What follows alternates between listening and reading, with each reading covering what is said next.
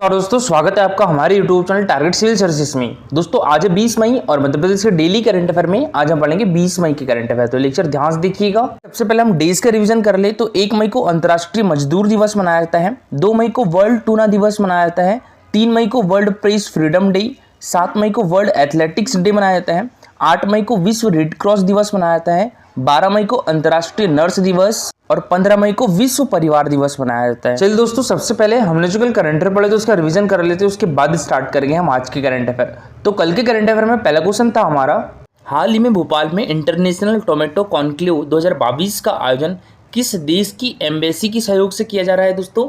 तो ये नीदरलैंड देश की एम्बेसी के सहयोग से किया जा रहा है।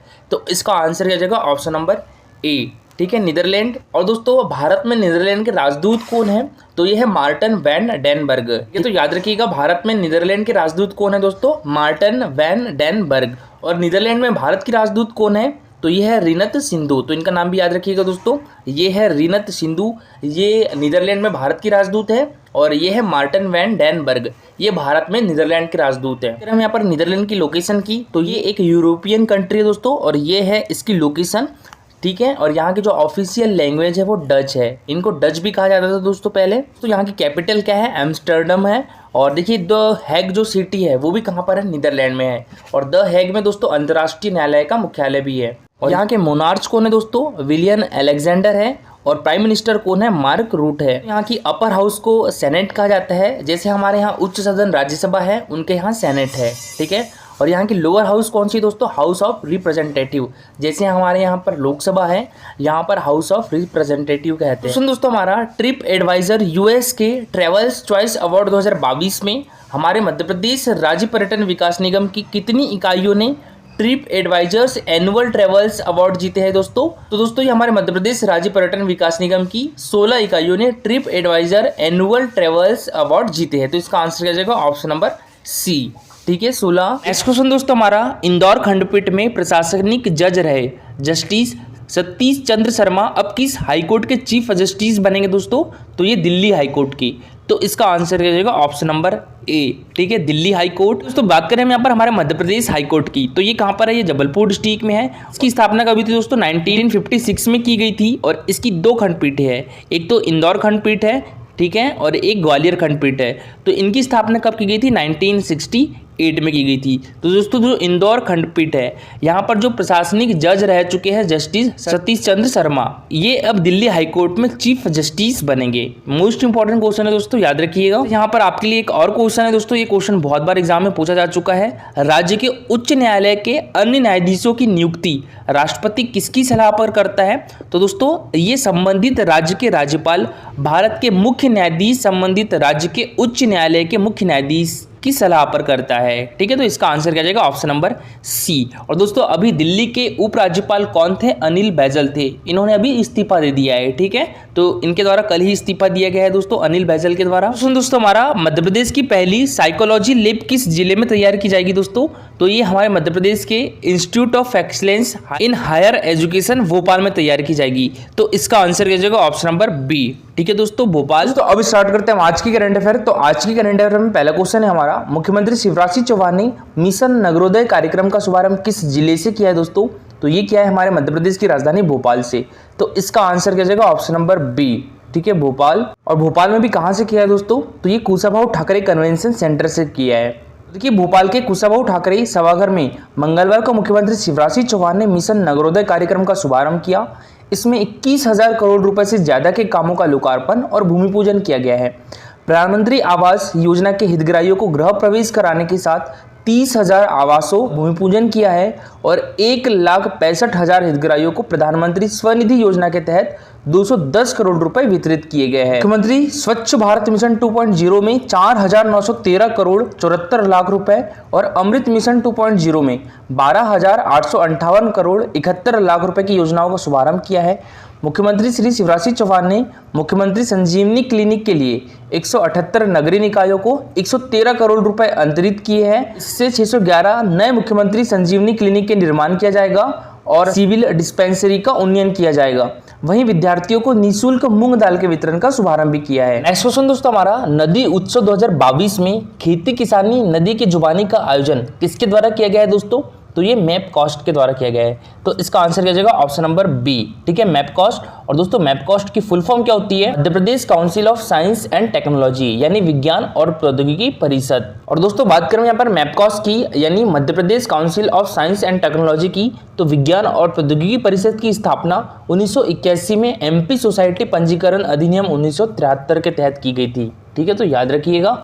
तो देखिए दोस्तों, मैपकॉस्ट द्वारा नदी उत्सव 2022 में खेती किसानी नदी की जुबानी सत्र का आयोजन किया गया। मुख्यमंत्री श्री शिवराज सिंह चौहान ने नदी पुनर्जीवन कार्यक्रम पर केंद्रित प्रदर्शनी का शुभारंभ किया। केंद्रीय खाद्य प्रसंस्करण उद्योग एवं जल शक्ति राज्य मंत्री श्री प्रहलाद सिंह पटेल, मध्य प्रदेश के सूक्ष्म लघु एवं मध्यम उद्यम मंत्री श्री ओम प्रकाश सकलेचा, पर्यावरणविद तथा राष्ट्रीय संयोजक श्री गोपाल जी भाई और नर्मदा समग्र के अध्यक्ष श्री राजेश दवे विशेष रूप से उपस्थित थे। मुख्यमंत्री श्री शिवराज सिंह चौहान ने कहा है कि अमरकंटक में अब कोई भी नया निर्माण नहीं होगा। जितने पुराने निर्माण हैं उनके सीवेज का पानी नर्मदा नदी में न जाए, इसके लिए सभी आवश्यक कदम उठाए जाएंगे। नर्मदा जी के किनारे बसे शहरों में वाटर ट्रीटमेंट प्लांट लगाए जा रहे हैं और यहाँ से निकलने वाले पानी का उपयोग खेतों में किया जाएगा। और देखिए दोस्तों, बात करें यहाँ पर नर्मदा नदी की, तो इसका उद्गम स्थल कहाँ से होता है? ये भी अमरकंटक से होता है, ठीक है। और इसका मुहाना कहाँ पर है दोस्तों? अरब सागर में जाके मिल जाती है। और नर्मदा नदी को हमारे मध्य प्रदेश की जीवन रेखा भी कहा जाता है। इसकी लंबाई देखिए दोस्तों, तो ये 13-12 किलोमीटर है, ठीक है, 1312 किलोमीटर है। और इसकी मध्य प्रदेश में लंबाई कितनी है? 1077 किलोमीटर है। और दोस्तों अमरकंटक से ही एक और नदी का उद्गम स्थल होता है, वो कौन सी है? सोन नदी है, ठीक है। सोन नदी का उद्गम स्थल भी कहाँ से होता है? तो ये अमरकंटक से होता है। और सोन नदी दोस्तों किसकी सहायक नदी है? तो गंगा की सहायक नदी है। दोस्तों हमारा लोक परिसंपत्तियों के प्रबंधन के लिए कंपनी का गठन करने वाला देश का पहला राज्य कौन सा बन गया है दोस्तों? तो ये हमारा मध्य प्रदेश बन गया है। तो इसका आंसर क्या जाएगा? ऑप्शन नंबर ए, ठीक है, मध्य प्रदेश। लोक परिसंपत्ति के प्रबंधन के लिए मध्य प्रदेश में विभाग का गठन कब किया गया था? तो ये 2020 में किया गया था, ठीक है, तो ये भी याद रखिएगा।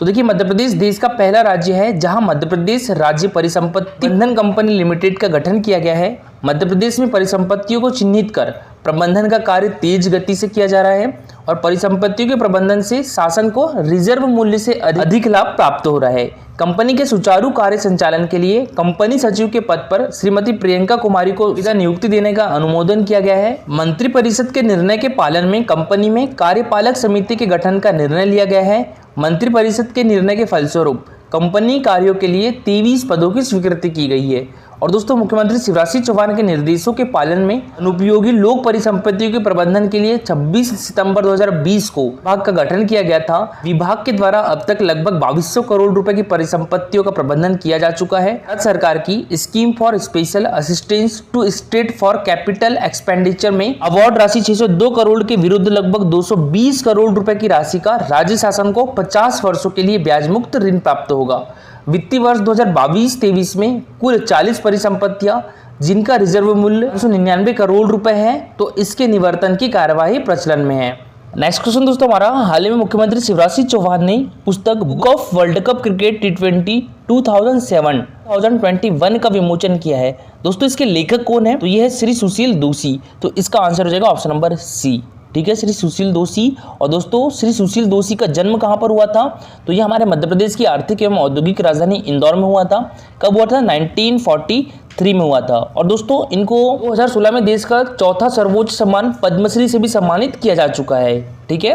तो देखिए दोस्तों, बात करें हम यहाँ पर सुशील दोषी जी की, तो इनका जन्म 1943 में इंदौर में हुआ था। और सुशील दोषी ने 300 से अधिक एक दिवसीय क्रिकेट मैच यानी वनडे, 60 से अधिक टेस्ट मैच और 9 क्रिकेट विश्व कप में क्रिकेट का आंखों देखा हाल सुनाया है। और इंदौर के होलकर क्रिकेट स्टेडियम के कमेंट्री बॉक्स का नाम सुशील दोषी के नाम पर रखा गया है। और देखिए इनको 2016 में दोस्तों हमारे देश के तत्कालीन राष्ट्रपति प्रणब मुखर्जी के द्वारा पद्मश्री पुरस्कार से सम्मानित किया गया था। दोस्तों अभी इन्होंने 2019 में भारतीय जनता पार्टी ज्वाइन कर ली है, ठीक है। तो देखिए मुख्यमंत्री शिवराज सिंह चौहान ने प्रसिद्ध क्रिकेटर कमेंटर श्री सुशील दोषी द्वारा संपादित पुस्तक book of world cup cricket T20 2007-2021 का अपने निवास कार्यालय में विमोचन किया। विमोचित पुस्तक में वर्ल्ड कप क्रिकेट से संबंधित विस्तृत सांख्यिकी जानकारी दी गई है।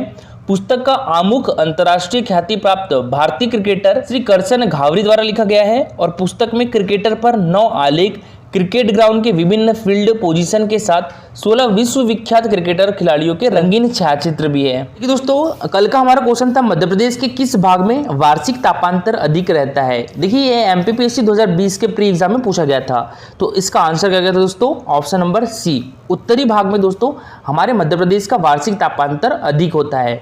और दोस्तों 2020 में इसी से रिलेटेड एक और क्वेश्चन पूछा गया था, मध्य प्रदेश में ग्रीष्म ऋतु में औसत तापमान किस दिशा में बढ़ता है, उत्तर से दक्षिण की ओर, पूर्व से पश्चिम की ओर, दक्षिण से उत्तर की ओर या पश्चिम से पूर्व की ओर। तो दोस्तों इसका आंसर हो गया था ऑप्शन नंबर सी, दक्षिण से उत्तर की ओर बढ़ता है। ठीक है, हमारे मध्य प्रदेश में जो ग्रीष्म ऋतु है इसका जो औसत तापमान है वो दक्षिण से उत्तर की ओर बढ़ता है। दोस्तों हमारे मध्य प्रदेश के लगभग सभी भागों में दैनिक तापांतर मार्च माह में सर्वाधिक होता है और मध्य प्रदेश का जो उच्चतम तापमान है वो मई माह में लगभग 42 डिग्री सेंटीग्रेड से 45 डिग्री सेंटीग्रेड तक रहता है। देखिए दोस्तों अभी तो इससे ज्यादा भी हो चुका है, 47 डिग्री पर पहुंच गया था। और देखिए दोस्तों मध्य प्रदेश का सर्वाधिक तापमान वाला क्षेत्र जो था पहले बड़वानी एवं खजुराहो था, लेकिन कुछ वर्षों से विदिशा जिले का गंज बसौदा सर्वाधिक तापमान वाला क्षेत्र है। तो जो मध्य प्रदेश का न्यूनतम तापमान है वो जनवरी माह में शिवपुरी जिले का रहता है। इतना होता है दोस्तों यहाँ पर लगभग 2 सेंटीग्रेड। मध्य प्रदेश में सर्वाधिक वर्षा जो है दोस्तों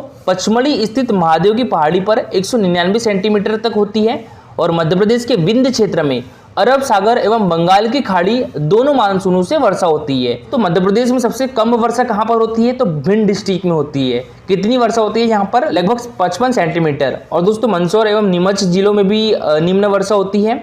मध्य प्रदेश में ऋतु संबंधी आंकड़ों की जानकारी देने वाली वेधशाला इंदौर में स्थापित है। दोस्तों मध्य प्रदेश में 3 प्रकार की ऋतुएं पाई जाती है। कौन कौन सी, एक तो ग्रीष्म ऋतु, वर्षा ऋतु और शीत ऋतु। और मध्य प्रदेश में सर्वाधिक ठंड कब पड़ती है दोस्तों, तो ये दिसंबर एवं जनवरी माह में पड़ती है।